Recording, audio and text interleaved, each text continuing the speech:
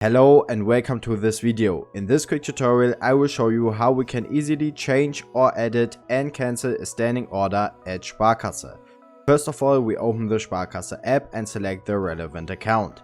Next, at the top we can see this bar, and here we need to scroll a bit to the right until we can see the option standing orders, and we will just give it a click. Here we can already see all our active standing orders, and if we want to edit or change a standing order, we simply select the one we want to edit. I will just go ahead with this one for this video. Now we can already change almost all the details. However, the only thing we cannot change is the account which the payment is made from, which we can see at the top. So if we don't want to pay the standing order from this account anymore, but from a different one, unfortunately we can't edit that here directly, which means that we'll have to delete the standing order from this account and create a new one from the other account. Apart from that, we can change all the other details right here, so the payee, for example, the amount, the reference, or of course the next transaction date. So now for this video I will just change the payment reference as an example, so we just give it a click and I will rename the reference to payment 2, for example.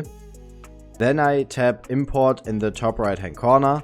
Then I scroll down a little and here we have an option to save our changes. I will just give it a click as well. And finally, we just need to confirm everything in the Push-Turn app. However, if we want to cancel or delete our standing order, we first of all select the specific standing order, of course.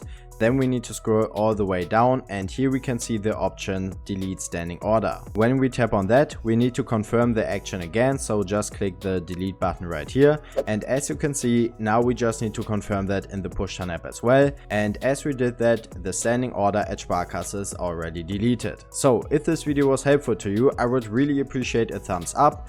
Please subscribe to my channel as well. Thanks for watching and bye.